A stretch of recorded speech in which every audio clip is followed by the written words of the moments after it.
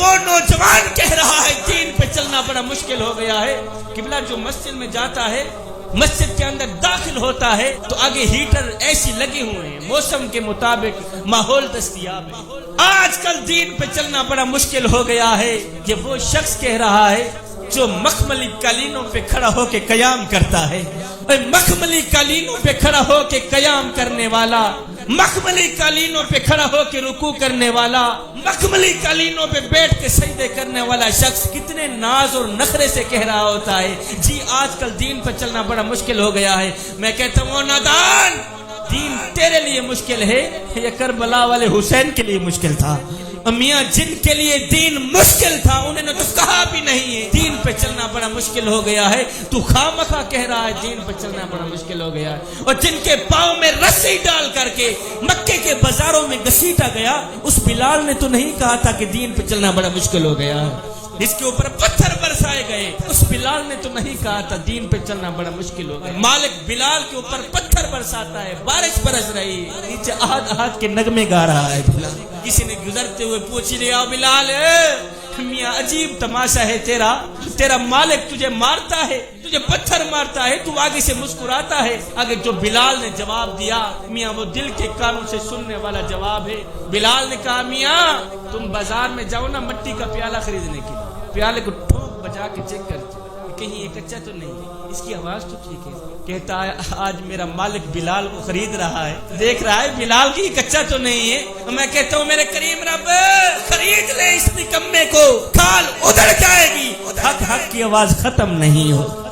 آج میں اور آپ حضور کے ذکر کی محفل میں ہم ایک لمحے کے لیے اپنے باطن پہ اترے، ایک لمحے کے لیے اپنے اندر اتری اور سوچی کیا ایک محفل سے حضور کی محبت کا حق ادا ہو جاتا ہے؟ کیا چاول بنا کر بریانیاں بنا کر لوگوں کو کھلانے سے حضور کی محبت کا حق ادا ہو جاتا ہے؟ اگر نہیں ہوتا تو پھر آئیے سر سے لے کر پاؤں تک حضور کی غلامی کے رنگ میں رنگے جائیں. میرے حضرت فرماتے ہیں میاں یہ نہ ہو کہ لوگ تم سے پوچھیں کہ تم کون ہوتے ہو اور تمہیں شناختی کارڈ دکھانا پڑے. دیکھو جی مذہب کے خانے میں اسلام لکھا ہے ہم مسلمان ہوتے ہیں. فرمایا نہ میاں نہ، کسی کو پوچھنا بھی نہ پڑے، تجھے بتانا بھی نہ پڑے. تیری وضعیتیں، تیری طرز زندگی اور تیرا انداز معاشرت اس طرح کا ہونا چاہیے کہ تو دور سے آ رہا ہو، کوئی تجھے دیکھے تو فوراً کہے یہ کوئی عام نہیں آ رہا، یہ تو میرے محمد کا غلام ہی آ رہا. 4 سواریاں دے کے جا رہا ہوں جوان کہ جب اللہ کی طرف سے کوئی نعمت ملے تو شکر کی سواری پہ سوار ہو جانا. 4 سواریاں دے کے جا. پہلی سواری جب کوئی نعمت ملے تو شکر کی سواری پہ سوار ہو جانا، اور جب بندگی کا وقت آئے، نماز کا وقت آئے تو خلوص کی سواری پہ سوار ہو جانا. اللہ اکبر. جب پریشانی آ جائے، دکھ تکلیف یا برا وقت آئے تو صبر کی سواری پہ سوار ہو جانا. اور خدا نہ کرے جب کوئی تم سے گناہ سرزد ہو جائے تو توبہ کی سواری پہ سوار ہو کر ایک آنسو اپنی آنکھوں سے بہا لینا، اور تمہاری آنکھوں سے نکلا ایک آنسو زمین پہ بعد میں جائے گا. اللہ تمہاری بخشش پہلے فرما دے. اچھی سوچ رکھے. سوچ سے الفاظ بنتے ہیں میاں، الفاظ سے اعمال بنتے ہیں، اعمال سے کردار بنتے ہیں، کردار سے ہی انسان کی پہچان بنتی ہے، کردار سے انسان کی شخصیت بنتی ہے، کردار سے انسان کی عزت بنتی ہے. عطر سے کپڑوں کو مہکانا کوئی بڑی بات نہیں ہے شاہ جی، مزہ تو تب ہے کہ تیرے کردار سے خوشبو آئے. یہاں کی بات سن کر وہاں لگانا، وہاں کی بات سن کر یہاں لگانا، دونوں بھائیوں کو آپس میں جدا کر دینا، یہ تجھے زیب نہیں دیتا.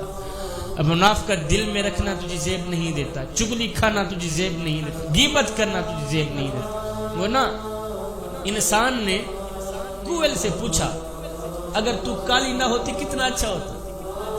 انسان نے کوئل سے پوچھا اگر تو کالی نہ ہوتی کتنا اچھا ہوتا. پھر انسان نے ایک دن ساگر سے پوچھا اگر تو کھارا نہ ہوتا کتنا اچھا ہوتا. پھر انسان نے گلاب کو اٹھایا، تلی پہ رکھا، کہا تیرے اندر اگر یہ کانٹے نہ ہوتے تو کتنا اچھا ہوتا.